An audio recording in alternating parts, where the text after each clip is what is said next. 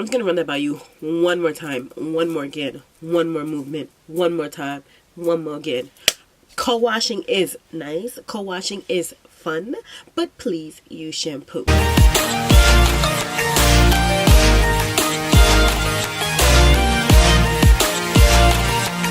So hey guys, I've been really working on material to get out for natural hair. Every natural hair video that I have, I end up scrapping it at the end. I will not scrap this one. I am going to keep her, okay? Today we're going to talk about natural hair tips that every single person going natural should know. And we're not talking about the regular natural hair tips. I'm not going to say wear a satin scarf or spray your hair with water. No, we're going to talk about 12 natural hair tips that every natural should know that are unconventional. So as a natural hair community, we have a way of giving everything rules. You shouldn't do this. You should do this. You have to do this. You should never do this. And I feel like natural hair is not black and white. It's not that easy. You can't just create one routine for one person. So we're going to talk about a bunch of things that you should know about as a natural girl, as a natural hair warrior. That sounds really extra, but it's true. As somebody who's going to enter the natural hair community and join our happy little family, which sometimes can get a little aggressive if you do one of the wrong things that we were talking about, that you're going to break the rules on. I'm going to call this video Unnatural Natural Hair Tips. So number 1. I know, don't shoot me, but hair types are not that serious. Whether you are 3B, 3C, 4Z, which is probably what I am, it doesn't matter. And I know that it's a big thing trying to find out your hair type. I went through it. I did it. I said, okay, this is me. I looked at my coils. I seen which way they zigzagged, which way they this. It doesn't matter because honestly, in your hair, you're going to have different textures all over. In the front, you're going to have some that's coily. You're going to have some that's zigzag on the side. Everybody's hair has their own texture. I think that's really, really important to know because I think we can get really caught up in the hair types and we're missing the important stuff. Things that are important are like knowing your hair porosity, knowing your hair density, knowing if you have coarse or thin hair. Hair porosity is knowing how much moisture that your hair can hold. That is a really, really big thing, okay? Knowing how much moisture your hair can hold can change the entire texture of your hair. Knowing your hair type isn't as serious as knowing if you have high porosity hair, if you have low porosity hair where water is struggling to get into your hair, or if you have like regular hair, which it doesn't matter, it's normal porosity hair, nothing's going on. Knowing your porosity is important. Learn your hair because that is going to reduce breakage. Trust me. Number 2. Everyone needs a custom hair routine. There is no one way to do your natural hair. You can watch a billion videos and everybody can say, do this step, do that step, do this. But at the end of the day, your hair is going to be really custom to you. You have to learn your hair, figure out what you need, figure out how to style your hair, figure out how to moisturize your hair. Everything is going to be different and everything is going to be catered to you. Just because you and I are both 4C naturals does not mean that what works for you is going to work for me and what works for me is going to work for you. So let's say I'm a 4C low porosity natural and you are a 4C high porosity naturals. Our routine should not match. Like, you shouldn't be doing what I'm doing. Okay? Because I have low porosity hair, I know that product builds up on my hair and I know that I need to do something different to get that moisture to bang through. However, if you have high porosity hair, you don't have a problem letting moisture in, you have a problem letting moisture out. So now you're going to need something like protein treatments, something that is going to help keep your hair hold its thing and not be over moisturized. So this is what I mean when I'm saying earlier that knowing your hair type is less as important as knowing what kind of hair you have. Just because it worked for her does not mean it's going to be working for you. And you need to like drill that into your head because it's really, really important. Unnatural natural tip number 3, heat is not the enemy. It kind of reminds me of the Bible when you talk about money is the root of all evil. That's not what the Bible says. The Bible says the love of money is the root of all evil. Heat is not the root of all evil. The love of heat is the root of all evil. Now, I'm going to say that because using heat in your routine can actually be super, super beneficial to you. Especially if you're deep conditioning your hair. I use a heated cap. It helps open up my follicles, and that allows more moisture in. I have low porosity hair, so I need that extra moisture. I need that extra thing to get snatched up in there, and heat is my friend. I use a soft bonnet dryer all the time. I've never had heat damage from a soft bonnet dryer. It has cut my drying time in half. Sometimes I can do a twist out in the middle of the day. I can sit under my dryer for 2 hours, and I know that by the time I'm ready to go out, my hair is going to be dry. Heat is not the enemy. Too much heat is the enemy, though. You cannot be frying your hair. You cannot be putting 10 passes of a flat iron in your hair and not expect heat damage. That's a thing. Listen to people when they say that. When they tell you do not flat iron your hair 600 times, do not do that, because it does damage your hair. But using some heat or using heat occasionally is not going to kill your hair. Your hair is still going to be great. It's still going to be healthy. It's still going to be working. I do not care what anybody says. Heat is not the enemy. I have my blow dryer, I have my flat iron, and I have all kind of other crap. Okay?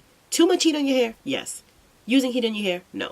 Shrinkage is good. Now, I know when you're first going natural and your hair shrinks, and like your hair is literally the size of a pinky, meanwhile it's the length of your arm, it is very discouraging. It makes you feel like you're bald. But shrinkage is a good thing. Shrinkage just means that your hair is really healthy. Having that snapback is really, really good. That hair is prospering. Okay, you got that nice snapback, and that hair is doing it. Not to say that loose curls means that your hair is not healthy. Just saying, when you got that nice snapback, your hair is really healthy. Do not shoot me, but cutting your hair does not grow your hair. Let me say it again for the people in the back. Cutting your hair does not grow your hair. When I was younger, my mom used to tell me all the time, how could cutting your hair grow your hair? And I was young, so I was like, what are you talking about? All the hairstylists tell me that cutting my hair is going to grow my hair. I need to cut my hair. I need to trim my hair. I need to cut it. And then when I got older, I thought about it as I took more care of my hair myself. How could cutting your hair make your hair longer? It doesn't make any sense. If I'm cutting something, it's not getting longer. Like, it's getting shorter. However, cutting your hair does help you retain length. Now, there's a difference. There's a difference between your hair growing and you retaining length. Trimming your hair is going to help get rid of those split ends that cause breakage, or those knots that cause breakage, that pulls your hair out, which messes with your length, which, you know, it all comes together. Like, it helps you retain length. And at the end of the day, that's what we want to do. We want to retain length. Cutting your hair reduces breakage, not increases growth. With that being said, number 6, you do not have to big chop. Yeah, big chopping is a thing. It's, I guess, a rite of passage in the natural world. It has become this, movement, this statement to yourself. I am big chopping. I am moving on to the next thing. I am going to the next level, which I'm not saying it's not true. Not saying it's not true. I'm just saying you don't have to big chop if you don't want to. If you don't want to cut all your hair off, don't cut all your hair off.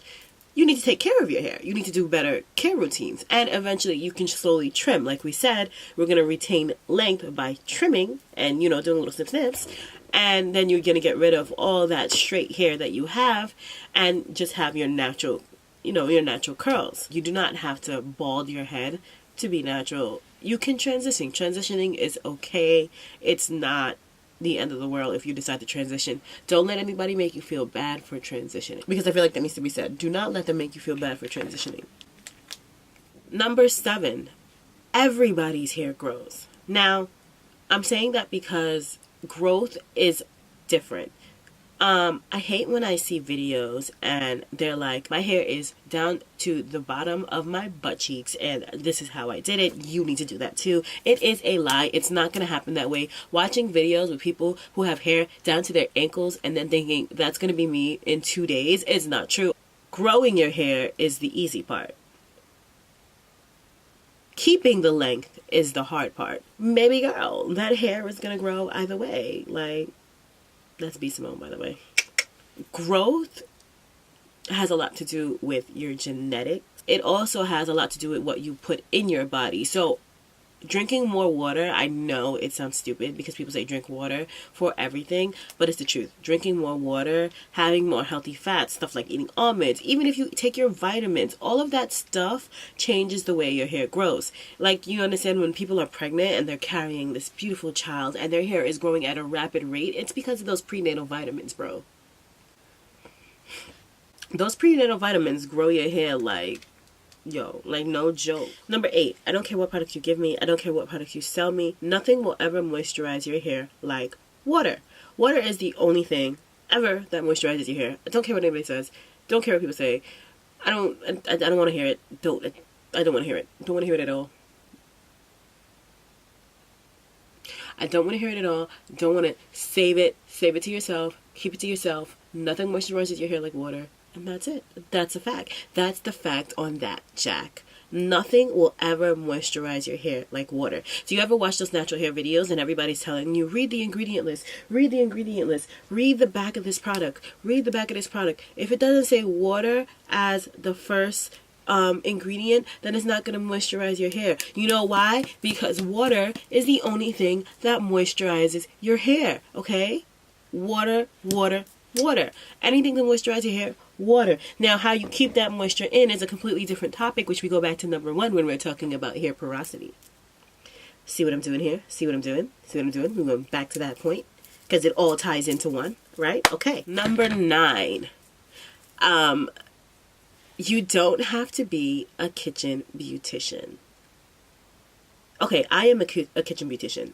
That's me. That's what I do. But I do it because I enjoy doing it, and I like knowing what's in my hair products, and I like knowing what I'm putting on my scalp. When I first went natural, and I was like watching these videos, and I was trying to learn how to take care of my natural hair, I was ready to go in the kitchen and spin up some eggs, mash up a avocado, and not put it on bread. Like, I was just not about to make a sandwich. I was going to put it on my scalp and ensure that my hair is going to be moisturized. And the only thing I needed to moisturize my hair was what? Water. Exactly. Now, I'm not saying that doing natural things and making natural mixtures does not help you take care of your hair better, because it 100% does. In my opinion, it does help me take care of my hair better. However, you do not need to be a kitchen beautician. You can use products that you buy in the store perfectly fine, where they do the kitchen beautician stuff for you, okay? You do not have to be that person. You don't have to be that girl. Not everybody's a beauty chemist. Not everybody has the time to be doing that. Not everybody has the energy to be doing that. You don't need to do it. You do not have to be in the fridge using half of your groceries to do your hair. Like, it's not necessary, okay? You can have a perfectly great and healthy routine by not using everything in your fridge. It's good to use natural products. Don't get me wrong. It is good. You do not have to do it, though. You need a healthy hair care routine, okay? You need a custom routine, and that is how you keep your hair healthy. Number 10. Co-washing is fun. Co-washing is cool. But use shampoo. I'm going to say that one more time. I'm going to run it by you guys again, you know? I don't even know how to do this. Whoa. I'm going to run that by you one more time. One more again. One more movement. One more time. One more again. Co-washing is nice. Co-washing is fun, but please use shampoo. Okay, so people co-wash a lot because they feel like when you continuously shampoo your hair, you're stripping your hair of its natural oils, and then your hair is becoming more brittle and more dry because you're stripping out the moisture that God gave you and God birthed within you and God created on your scalp, and that sebum that is doing what it needs to do, its job, is gone. You need to wash your hair. Okay, you need to use shampoo. Why do you need to use shampoo? You need something to clarify that scalp. You know what happens if you keep co-washing and keep co-washing and keep co-washing and keep co-washing and keep co-washing, and you're not using any shampoo? You are just adding to the buildup constantly. I'm not saying that you need to co-wash, you need to shampoo every time you wash your hair. Hey, co-wash a couple times. If that's your thing, do your thing. I'm not really a co-washer, but that's just because I like to shampoo my hair. Shampoo the crap out of my hair. If you want to co-wash, do your thing. But please make sure some point during that week, if you're somebody that washes your hair every week, like 2 times a week, if you're somebody that washes your hair 2 times every 2 weeks or whatever it is, make sure you shampoo your hair at least one time in that 2 week span, because it helps relieve of the buildup that's on your scalp. Buildup stifles the crap out of your hair. Like, buildup will keep your hair down. It'll weigh your hair down. It'll leave dry scalp. Like, your hair will be flaky. Products will not blend together as well because you have a lot of buildup in your hair. You don't even realize that you have a lot of buildup in your hair. You need to get rid of that buildup, and you need to clarify your scalp. Clarifying your scalp is a good thing, okay? I'm sorry, it just is. You do not need to co-wash every time. You do not need to burn shampoos. Now brands are making these things that have a co-wash ability. Like, they're making conditioning shampoos because, you know, they realize that co-wash is a thing and people like to co-wash. So they're making co-washing shampoos, which, cool. Use a co-washing shampoo. It doesn't matter. As long as you are clarifying that scalp, you'll get that scalp clarified, okay? Every natural should notice number 11 before you try. There is no such thing as a wash and go.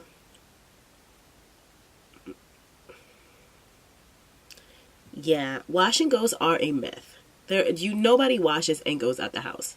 I just don't see it. It doesn't happen. If you try to wash your hair and go out the door, you know what happens? You have a huge afro. They are lying to you, sweetie. There is no such thing as a wash and go. Wash and goes do not happen. You do not wash and go anywhere. You know what you do? You wash and you go in front of that mirror and you go grab that creamy product and you go grab that gel and you rake that stuff through your hair and you sit with a dryer and you diffuse your hair. You do not wash and go. It's just not a thing. However, you know, some people may wash and go. Like, people may wash and go, but 95% of the wash and go videos that you will see in the future are wash and do 5 steps before you go. Okay?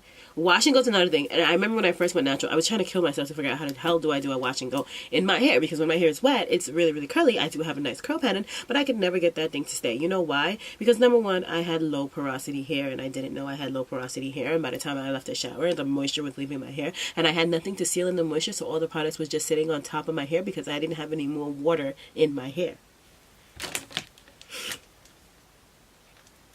So I don't know what trying to wash and go I was trying to do, but wash and goes are not for me because I do not have time to wash and go do 5 things. At that point, I'm ready to just style my hair and go out the door. It is a style. You just don't wash and go anywhere but to the next room to grab your other products or stay in the bathroom and finish off your hair. Like, it's just not, I don't see it as being a thing. Like, it's hard for me to see it as being a thing because it's not really a thing. Number 12 is, those edges may not lay, sister. Those edges may not lay. Can I hear it again from the back of the choir? Oh, those edges may not lay, sister. Those edges may not lay. It's just a thing that happens. Edges just do what they want to do. They lay for 30 seconds at the most, and then they get the hell back up. And you need them to stay down, but they are not playing with you. Those edges have a life of their own. I never forget this. Like, it's so funny. Every time I go to lay my edges, and I used to get frustrated because I'll put all these products in my hair and my edges will be like ruined by the time I get anywhere. So this lady in my church, this is Karen, shout out to you. She said, "Why are you trying to tame what God meant to be untamed?" I mean, I'm not gonna lie. At first I was like, but it's true. Why am I trying to lay my edges? They don't need to be laid. God literally made them as curly cues. Why am I trying to manipulate them? There's no point. But I still use edge control anyway, because I do like that sleek kind of look. I like that. But the fact of the matter is that most edge controls are not going to work. Most edge controls are not going to stay, especially if you have kinkier, coarser, thicker hair. There's like no edge control out there for you. It's not a thing. Don't know when they're going to make it. The only thing that'll hold down your edges is glue and prayer, okay? Glue and prayer. That's it. Glue and prayer. So these were my 12 unnatural natural tips that every natural needs to know, because they're important things that every natural girl shouldn't have to learn on their own. You know, these are things that we trial and error for people like me, okay? And they go against some of the most popular ideas that people have as naturals, but I mean, in my opinion, What's more important is a healthy hair care routine, right? I just wanted to say that enjoy your natural hair journey. Natural hair journeys can get overwhelming. Your hair can get overwhelming, but you do have to remember that your hair is literally a science, and you have to learn your hair. You have to spend time with your hair. You need to build a relationship with your hair. You need to have that connection, that movement, that grip. You guys need to be together. You need to be one with your hair in order to get your hair to work. And even being one with your hair, okay, sometimes it gets on your nerves. Sometimes you want to box her up, okay? Sometimes you have had enough with her.